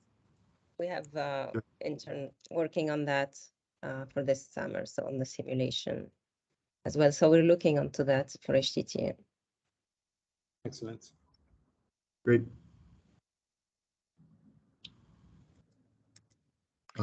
Let's see. I guess I'll just go in order on my list here, I guess. One other thing I was wondering about is, so with the way that we're working on reformatting the pathfinding algorithm, it is very possible that we could write it to optimize for other objective functions aside from arrival time. Is that something that's been considered in the past? And do you have any thoughts on it? Yeah, so on the research I mentioned about this uncertainty and opportunistic routing, we of course care about the probability of getting to the destination. So there is like a secondary metric there. It's kind of cheating actually, because we are not really doing a multi-objective optimization there. Although this should be the right way of doing that, you will in the end get up in a Pareto frontier with delivery time and probability of success in delivering the data. But what we're doing is basically prioritizing delivery probability within a threshold, and within that threshold we have the freedom of looking best delivery time in the middle, basically. So it's kind of a two-step optimization phase, but this is the only metric that we have been studying so far besides best delivery time. Which one are you guys looking into besides those? We haven't looked into anything yet. That's just one thing I was thinking might be a good idea as we go forward. There is another one, now that I remember, the guys from Italy that created this ECGR, I think. It's energy efficient CGR, where the energy consumption is a metric as well, I think. Or is the metric, I think. And because you can also consider the how far. So from the contact graph, you can at the contact you can also include the distance, for instance, or between the two nodes, and therefore minimize the distance. And if you minimize the distance, then you minimize the radio frequency power that you need, and so on. So there is some energy aspect that you can bring in the table there. But as I mentioned before, the thing is that Dijkstra is a single optimization algorithm. So you need a single optimality expression, right? So unless you want to run into multi-objective optimization, which of course will exploit even further than what is exploiting at the moment. But I think there is room to play with an optimization compound optimization metric that you have possibly the delivery day time and the energy consumption and maybe other aspects in the function there. So in your PyCGR, in addition to yen and Dijkstra, we have also CGR depth, right? So, but it's not used. I saw that, I think, using DFS, right, instead of VFS. Yes, on the PyCGR we have this breadth first, which is an exhaustive search of the content of the graph, basically, which is really expensive, but it gets you all the routes that you can ever get from that graph, and many of those routes need to be filtered out because they are meaningless, right? Because maybe they just change one contact and then the volume of that route is completely overlapping with other routes, so you need to filter those out. This doesn't happen with Jens, for instance. So this is why Jens is more accurate in searching the routes. But yes, the breadth first, I think, is a good baseline if you just want to make sure that you are not missing any route on the graph. And the other question I had was currently, so if we suppose like we have an unexpected node, like link goes down, so the expected behavior is to reload the contact plan dynamically, right? You mean if one node goes down? Yeah, if a node goes down. Yeah, so I mean, if it goes down for good, namely this, you do not expect this node to go back again, is analogous to say the topology changed, and therefore yes, this will trigger a contact plan, a new contact plan basically, and unfortunately this would invalidate any effort that you have made so far with computing the route list. This is also another research topic that I think is also interesting to bring to the table, which is if there is any, for me, it remains unclear if there is any efficient way of reusing the routes you computed previously if you have a slight change in the contact plan. So if there is any way to detect easily that a route that you already wasted processing time in discovering can still be valid if a given change on the contact plan occurred. And this could be extremely valuable because all the things that we discussed today assume there is a contact plan at the beginning, and this remains true, remains the situation throughout the time episode. But in real operation, this is not the case. That contact plan gets updated on a frequent basis.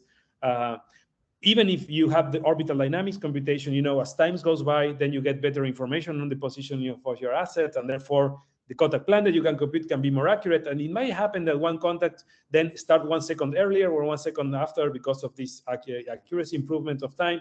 And this will trigger a complete recomputation of everything that you have wasted effort in computing. And for me, it will be very good to see if there is any way of overcoming this dramatic loss of information that you have already computed, of data that you have already computed, because of a very slight change in the contact plan. I'll just hop in here and say I think one potential way to study that, if I understand correctly, like a small perturbation to your initial contact plan. So like start time, end times, light times, all that. Do they still yield like the k-best paths or whatever? That seems like a very parametric problem, which another project over the last couple of years that we've looked into is you've probably heard of tropical geometry before, or maybe not, but there's there's a tropical geometric approach for these like parametric problems, and I'm sure that there's a way you could basically you assign variables to certain like typically like you could assign a variable to like an edge weight or something like that, and then you end up with like a decomposition of your parameter space into cells, blah blah blah. You can like a generalized version of Dijkstra's. Anyway, point is you could like associate like cells of your parameter space to the same like k-best paths, and then like if you could somehow prove that like your contact plan removing a node or something like that is still going to stay within the same cell, then that would be an interesting thing. Or like maybe your contact plan, like your network, the contact plan traverses on a path through a cell or between cells or something like that.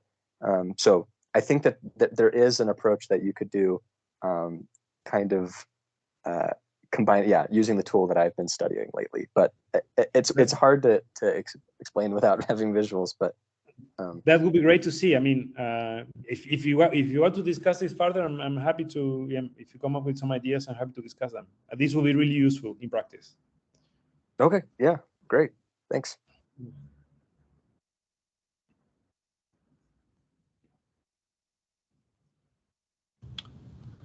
Let's see. I had another question on implementation of yens, or actually use of yens, I guess.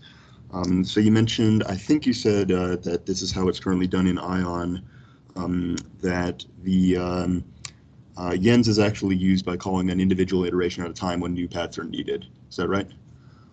That's right. That's what I got from Scott, that he implemented this on Ion. I didn't saw the code on myself, so I'm just speaking on him on behalf of him. Yeah. Sure. Okay.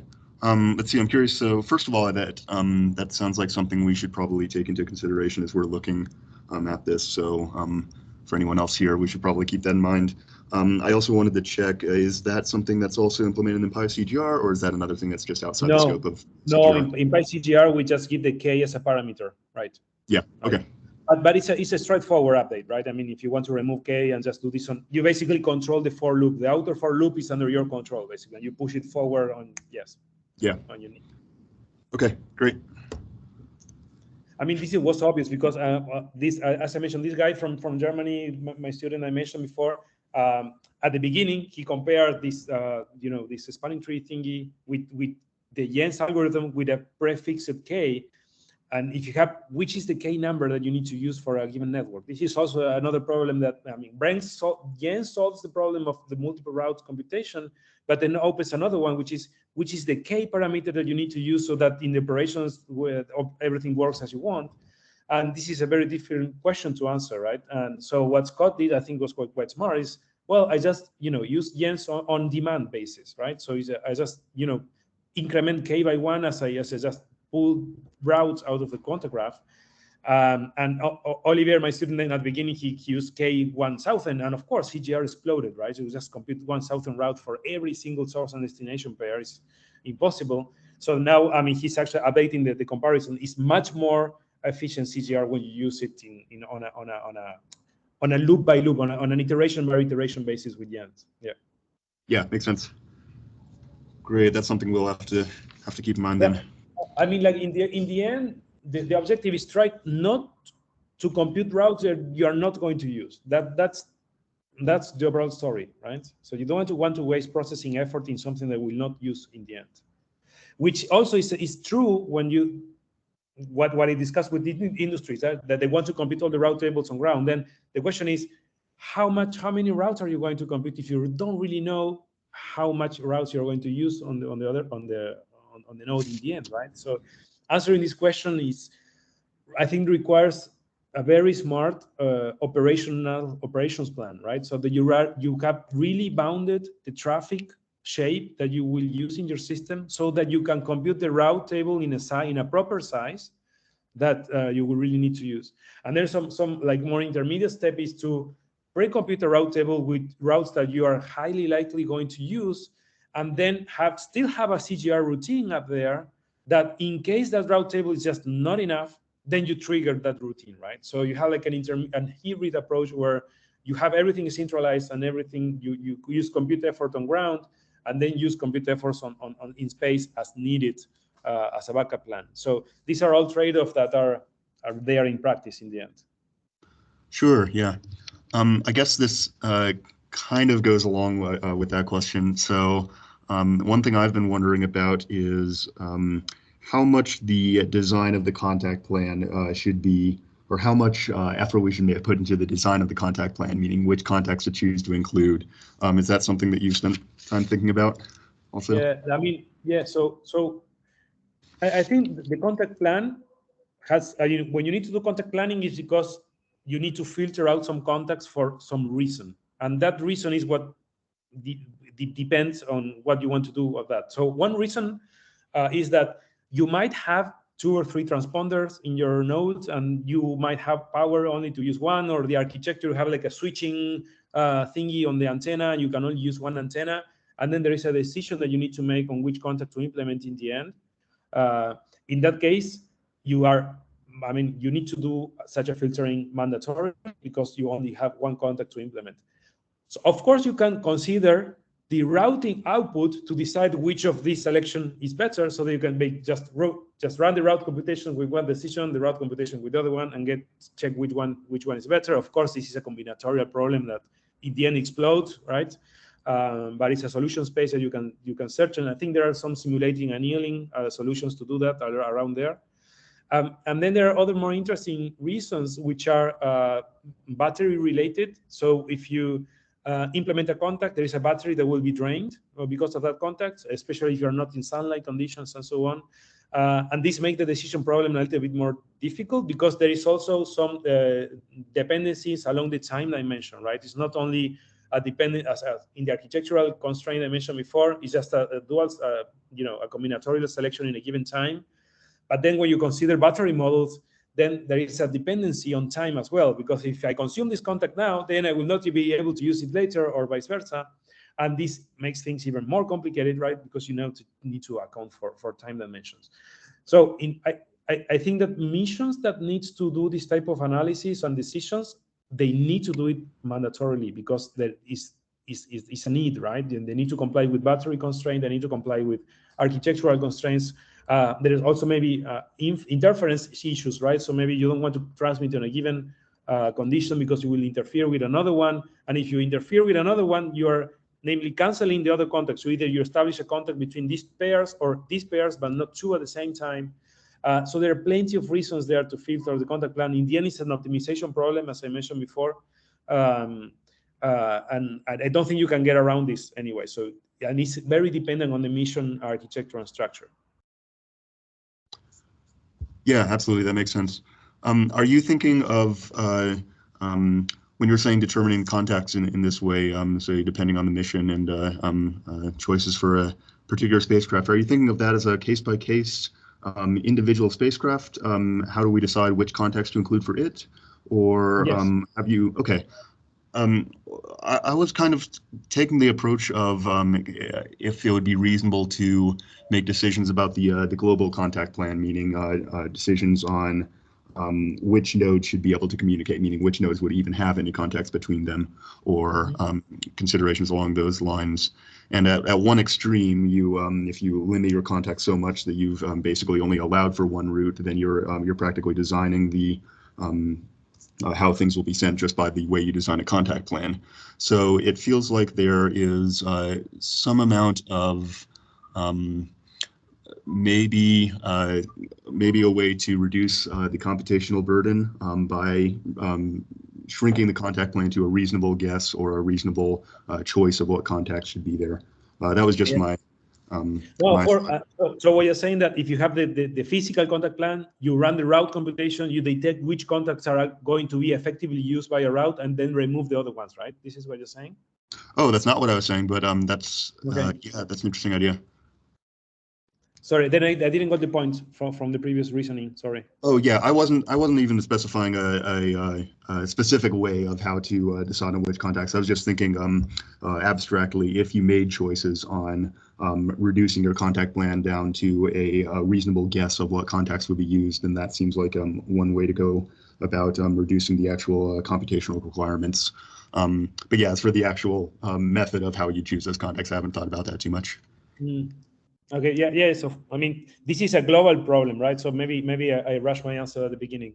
So of course, you need to consider the global contact plan to optimize it, right? So you cannot consider each spacecraft independently because there is dependencies. I mean, if you turn off the contact from one spacecraft, then you will turn it off in the destination spacecraft as well. And there is a bit directionally there that makes the problem a global problem and not a local problem. Yeah, absolutely. Let's see. Sorry, was that someone else? Yeah, go ahead. Continue. Quick. All right. Yeah, feel free to interrupt me here if anyone has anything else. But, I was going to ask more about the subnetworking or doing computations locally. So I'm familiar with the. I think you had one slide on that came partially from a paper on. I think it's. I have it here. Managing routing scalability in space DTMs. I was wondering if, so that's a paper that I looked at last year a little bit, and I think you're an author on that one. Is that the most up-to-date work on that, or has there been continued work in thinking about? The most up-to-date work on that is Nicolas Alesi's thesis. I don't know if you are familiar with that. It's an Italian master student that spent 3 months with Scott at JPL. So I can share this with you. If you want. So there is a material for, and that thesis is actually the latest evolution of the interregional routing. What Nicolas did was kind of like an adaptive region definition. So namely, you don't have a fixed region, a predefined region, but somehow this region kind of shapes itself in time depending on the connectivity. So of course you can get some performance improvement out of that. So I also have another student working on this, like trying to. So if you are interested in this, I can also put you in contact with my student. So based on Nicolas Alessi's thesis, if you see the region format and this definition looks quite a lot to a clustering problem, right? So you want just to cluster nodes in a way that, you know, you create groups with some considerations, physical consideration, proximity consideration whatsoever. And he's trying to do like some traditional classical clustering, testing classical clustering approaches to define regions for the regional routing. So Nicolas Alessi's material is the state of the art, I would say, and this guy is trying to push the direction in the research in that direction. But I can share this this material with you. Sure. Great. Yeah, I'd definitely be interested in that.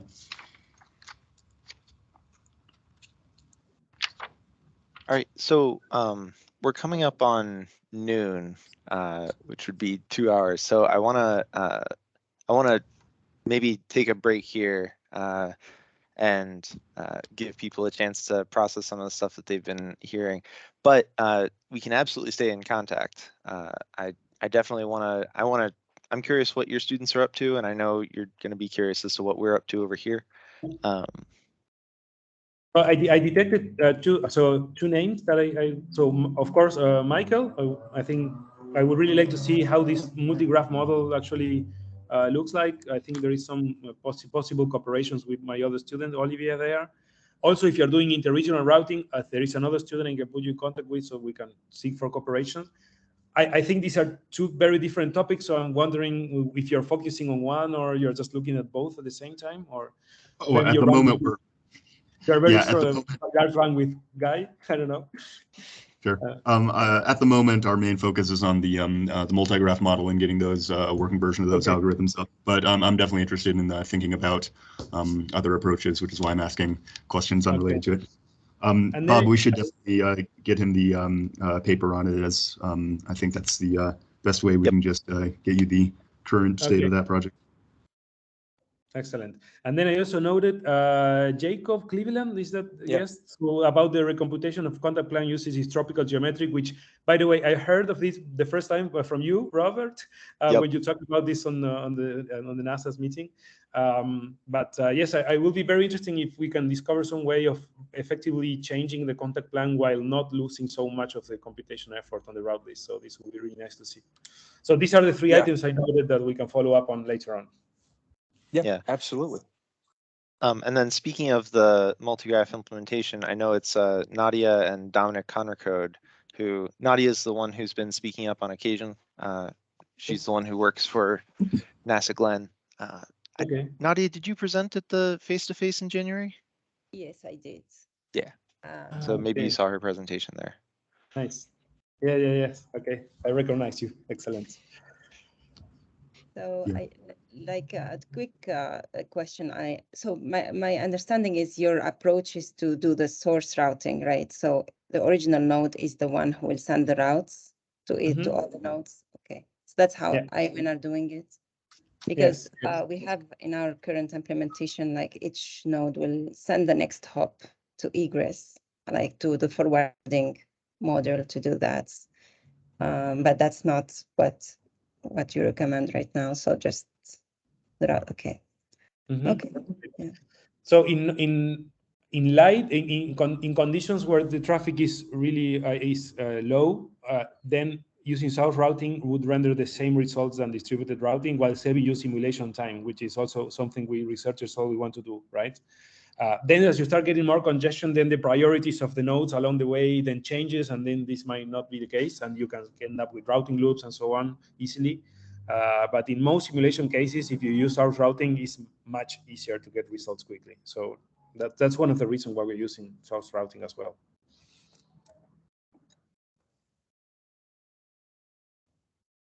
Yeah, so Bob just introduced Nadia and Dominic, who, Dominic's still here.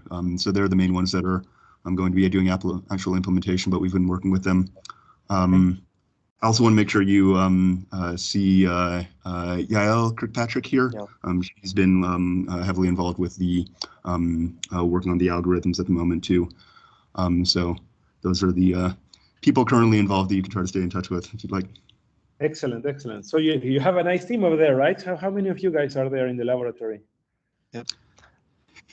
Oh, so I've got, so we have quite a few interns. I think we've got 12 interns across the entire HGTN group, with Nice. about 5 or 6 mentors for the whole gang. But we've been doing a lot of cross-pollination, trying to get them talking to each other and working together. So it's been going really well. I'm really happy with the group. That's great. That's great. Congratulations. I like this because I mean there are so many open problems, and having got such a big team is very useful. So very nice. Yeah, absolutely. All right.